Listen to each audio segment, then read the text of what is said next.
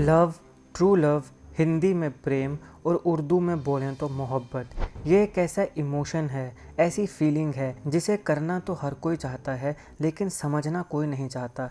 TV, फिल्मों, गानों और सोशल मीडिया की चीज़ों को देख के वही चीज़ें अपने जीवन में इनेक्ट करके बहुत लोग ये एज्यूम कर लेते हैं कि उन्हें भी प्रेम है, लेकिन ये भ्रम है। इसलिए ये समझना ज़रूरी है कि हम पता कैसे लगाएं कि हमें या हमारे पार्टनर को हमसे प्रेम है या सिर्फ अटैचमेंट माने सिर्फ आकर्षण है, या फिर मात्र अपनी शारीरिक इच्छाओं की आपूर्ति के लिए हवस है, या फिर फ्यूचर सिक्योरिटी है कि लड़की देखने में सुंदर है तो हवस अच्छे से पूरी होगी, लड़की कमाती हो तो पैसा भी घर आ जाएगा, या लड़कियों की बात जैसे कि लड़का अमीर हो, हैंडसम हो, या फिर दोनों में ही कि शादी की उम्र हो गई है, अब शादी करने पड़ेगी, घर वाले, रिश्तेदार और समाज बोल रहा है तो चलो कर लेते हैं। मगर इन सभी कंडीशंस को प्यार नहीं बोला जा सकता, लेकिन देखने में अटैचमेंट, हवस और फ्यूचर सिक्योरिटी तीनों प्यार ही लगता है। तो फिर डिफरेंशिएट कैसे करें? ये सवाल आज के समय ज़रूरी इसलिए हो गया है क्योंकि जिस प्रकार की खबरें और समाज के हालात देखने को मिल रहे हैं ये चौंकाने वाले हैं। कहीं कोई पति पत्नी को मार दे रहा है, कहीं कोई पत्नी अपने पति को मार दे रही है,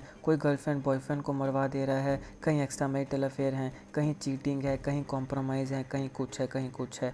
अगर ये सब सिर्फ अरेंज मैरिजेस में ही हो तब तो समझ में आ सकता है कि भाई ये मेरा प्रेम नहीं था, घर वालों ने ज़बरदस्ती शादी करवा दी, पार्टनर को एक्सेप्ट नहीं कर पाए। लेकिन हैरानी की बात यह है कि ऐसी खबरें लव मैरिजेस से भी आ रही हैं जो कि शॉकिंग है, और ये लव मैरिजेस में ज़्यादा आ रही हैं अरेंज मैरिजेस के कंपैरिजन में। अब ये शॉकिंग इसलिए है क्योंकि लव मैरिज में तो तुम दावा कर रहे हो कि लव है, तो फिर ये सब क्यों? ऐसा इसलिए क्योंकि लव तो है ही नहीं, बस दिखावा है, शो ऑफ है, पॉलिटिकल करेक्टनेस है। इसलिए आप इस वीडियो को अंत तक ज़रूर देखिएगा।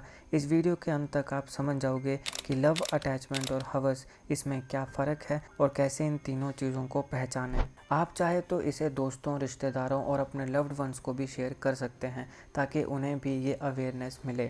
आई लव यू, मैं तुमसे प्यार करता हूँ या करती हूँ, प्रेमी जोड़ों में ये तीन शब्द बहुत ही पॉपुलर हैं। लेकिन सवाल ये है कि लव में तुमने देखा क्या? देखिए, दरअसल बात यह है कि लव कभी किसी व्यक्ति के साथ नहीं हो सकता है। जो चीज़ किसी व्यक्ति के साथ होती है उसे अटैचमेंट, हवस या फ्यूचर सिक्योरिटी बोलते हैं, प्रेम नहीं बोलते। प्रेम हमेशा व्यक्तित्व के साथ होता है।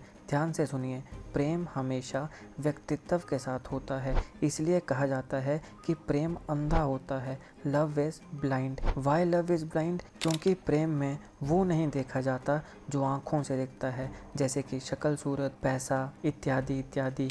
प्रेम में वो देखा जाता है जो आँखों से नहीं दिखता, जैसे कि किसी व्यक्ति का व्यक्तित्व, उसका चरित्र और उसकी मानसिक प्रवृत्ति। ये जो क्वालिटीज़ हैं इन्हें देखा नहीं जा सकता है, इन्हें ऑब्जर्व किया जाता है। तो क्या आप इन सब चीज़ों को ऑब्जर्व कर पा रहे हैं? अरे भाई, ऑब्जर्व करने के लिए मैच्योरिटी चाहिए। इमेच्योर व्यक्ति, नार्सिसिस्ट व्यक्ति या ऐसा इंसान जो ख्वाबों में ही रहता है, जिसके लिए उसका जीवन सिर्फ एक फेरी टेल हो, वो कैसे इन सबको ऑब्जर्व कर सकता है? वो तो बस जज करता है। बहुत लोगों के पास उनकी अपनी एक चेकलिस्ट है कि हमें हमारा पार्टनर ऐसा चाहिए, वैसा चाहिए, वैसा चाहिए। जहाँ अपनी चेकलिस्ट में हर जगह टिक लग रहा है, वहाँ प्रेम होने का वहम हो जा रहा है या फिर दिखावा शुरू हो जा रहा है।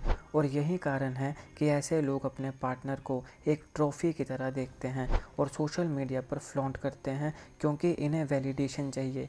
जहाँ कुछ कंक्रीट नहीं होता है वहाँ वैलिडेशन की ज़रूरत पड़ती है, अपने दिमाग में पल रहे वहम को जीवित रखने के लिए। मान लो कि मैं किसी से प्रेम करता हूँ, तो मुझे दिन में 10 बार उसे क्यों बोलना पड़ रहा है कि आई लव यू? क्यों मुझे वैलिडेट करना पड़े? क्यों मुझे अपने पार्टनर को बार बार याद दिलाना पड़े कि मैं तुझसे प्यार करता हूँ? ये तो उसे मेरी फीलिंग्स, इमोशंस और एफर्ट से समझना चाहिए। सच्चे प्यार में ये सब चीज़ें नहीं होती हैं। अटैचमेंट, हवस या फिल्मी प्यार में ही ये सब चीज़ें करनी पड़ती हैं। अगर आपका पार्टनर आपको ट्रॉफी समझता है तो उसकी नज़र में आप बस एक माध्यम हैं घमंड करने का। मेरा पति बहुत कमाता है, मेरी पत्नी बहुत सुंदर है, मेरा पार्टनर बड़ा पढ़ा लिखा है, ब्ला ब्ला ब्ला ब्ला। मगर ये सब तो समाज के लिए दिखावा है। क्या घर की 4 दीवारों के अंदर तुम्हारी कदर है?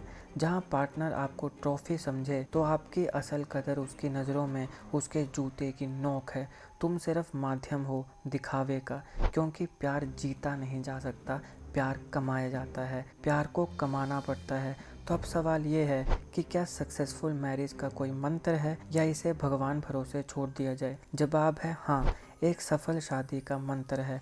मगर इस मंत्र को समझने से पहले आपको ये समझना होगा कि शादी है क्या। क्या ये एक इच्छा है या जीवन की आवश्यकता है? देखिए, जीवन में शादी करना या संभोग करना ये सिर्फ इच्छाएं हैं, आवश्यकताएं नहीं हैं। क्या फ़र्क है इच्छाओं और आवश्यकताओं में? जिसके बिना हम रह सकते हैं वो इच्छा है, जिसके बिना हम नहीं रह सकते हैं वो आवश्यकता है। क्या हम शादी और सेक्स के बिना रह सकते हैं? बिल्कुल हाँ। समाज ने कहीं ना कहीं हमें ट्रिक कर दिया है कि एक उम्र के बाद शादी करनी ही है, इसलिए हमें लगता है कि यह आवश्यकता है, लेकिन असल में ये आवश्यकता नहीं है बल्कि ये इच्छा है। और दुनिया में कोई भी ऐसी इच्छा नहीं है जिसकी आपूर्ति के साथ रिस्पॉन्सिबिलिटीज़ नहीं आती हैं। हर इच्छा की आपूर्ति के साथ रिस्पॉन्सिबिलिटी आती हैं। वैसे ही शादी के साथ भी रिस्पॉन्सिबिलिटी आती हैं। अपने अपने रिस्पॉन्सिबिलिटीज़ को निभाना ही शादी का मूल मंत्र है। जब दोनों पार्टनर्स इस बात को समझें कि हमने शादी करके इच्छा की आपूर्ति करी है और इसलिए अब हम एक दूसरे के लिए रिस्पॉन्सिबल हैं, तो हम अपने रिस्पॉन्सिबिलिटीज़ को निभाएंगे। और धीरे धीरे जब दोनों पार्टनर्स अपनी रिस्पॉन्सिबिलिटीज़ निभाने लगेंगे तो उन दोनों में अंडरस्टैंडिंग भी डेवलप होगी और समय के साथ साथ वो अंडरस्टैंडिंग प्यार में भी बदल जाएगी। कई साइकोलॉजिकल स्टडीज़ ये बताती हैं कि जिन कपल्स की शादी को 10 से 12 साल से ज़्यादा समय हो जाता है वो एक दूसरे के साथ ज़्यादा कंफर्टेबल होते हैं। यहाँ पे दो चीज़ें करने की ज़रूरत है। पहला, अपनी अपनी रिस्पॉन्सिबिलिटीज़ को निभाना, और दूसरा कि जो हमारा पार्टनर रिस्पॉन्सिबिलिटी अपनी निभा रहा है उसको अप्रिशिएट करना। बाकी सारे कंसर्न्स जैसे कि ट्रस्ट, लॉयल्टी सब खुद ब खुद आ जाएंगे जब आप ये सोचेंगे कि मैं पार्टनर के लिए रिस्पॉन्सिबल हूँ, I am responsible to my partner. लेकिन अब इसमें एक दिक्कत है, ये तभी पॉसिबल है अगर दोनों पार्टनर्स अपनी अपनी रिस्पॉन्सिबिलिटीज़ को समझें और निभाएं। अगर सिर्फ एक ही पार्टनर अपने रिस्पॉन्सिबिलिटीज़ को निभाएगा, दूसरा नहीं निभाएगा, तो जो निभा रहा है वो हर्ट होता रहेगा। इसलिए दोनों को अपने रिस्पॉन्सिबिलिटीज़ को समझना चाहिए और निभाना चाहिए। इसके साथ साथ बात ये भी समझनी होगी कि बॉयफ्रेंड गर्लफ्रेंड और हस्बैंड वाइफ में फ़र्क है, तो कोशिश करें कि बॉयफ्रेंड और गर्लफ्रेंड के साथ कुछ लिमिट्स को क्रॉस ना करें। तुम ये दावा कर रहे हो कि प्यार है, तो प्यार है, हवस नहीं। अगर प्यार है तो सेक्स के लिए शादी का इंतज़ार किया जा सकता है। जहाँ हवस होगी वहीं पर इन सब चीज़ों की जल्दबाजी होगी। प्यार में तो कंट्रोल किया ही जा सकता है।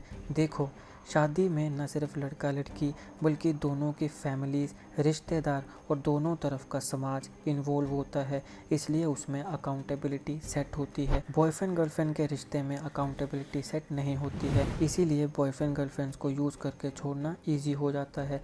लेकिन हस्बैंड वाइफ को छोड़ना इतना ईजी नहीं है, क्योंकि वहाँ पे अकाउंटेबिलिटी सेट की गई है शादी के माध्यम से। ये ज़रूरी है समझना ताकि कोई मिसयूज़ करके ना जाए। अगर तुमने बॉयफ्रेंड गर्लफ्रेंड के साथ कोई भी शारीरिक संबंध बनाया है और तुम्हारी शादी किसी और के साथ होती है, तो तुम अपने पार्टनर के साथ एक इमोशनल और स्पिरिचुअल कनेक्ट नहीं बना पाओगे, क्योंकि एक्स के साथ जो मेमोरीज तुमने बनाई हैं उन्हें तुम 100% नहीं भुला पाओगे। तो इस केस में तुम प्रेजेंट पार्टनर के साथ जीवन काट तो लोगे लेकिन उसे जी नहीं पाओगे। ये सिर्फ सर्वाइवल होगा, लिविंग नहीं होगी। दावा अगर प्रेम का है तो हवस शादी तक कंट्रोल हो जाएगी, लेकिन अगर सिर्फ हवस ही हो तो कंट्रोल नहीं हो पाएगी। जब भी आप किसी के साथ शारीरिक संबंध बनाते हो तो आप उस व्यक्ति के साथ एनर्जीज को शेयर करते हो। जब ये एनर्जी शेयर होती हैं तो आप एक दूसरे की कार्मिक साइकिल के लिए भी अकाउंटेबल बन जाते हो। इसका मतलब ये हुआ कि जिसके साथ आपने शारीरिक संबंध बनाकर एनर्जीज को शेयर किया है उसके कर्मों का फल, अच्छा या बुरा, आपको भी भुगतने पड़ेगा। आशा करता हूँ आपको प्रेम, हवस और अटैचमेंट में फ़र्क समझ आया होगा और आप जीवन में जब भी कोई डिसीजन लेंगे तब इन बातों को दिमाग में ज़रूर रखेंगे। वीडियो को दोस्तों के साथ शेयर करना बिल्कुल मत भूलिएगा ताकि उन्हें भी अवेयरनेस मिले। बाकी आपका इन सब पर क्या मानना है कमेंट बॉक्स में ज़रूर लिखिएगा। मैं आपके पॉइंट ऑफ व्यूज़ को पढ़ने का इंतज़ार करूँगा। मिलते हैं ऐसी एक और मज़ेदार वीडियो के साथ, तब तक के लिए अपना बहुत ध्यान रखें। आपका धन्यवाद।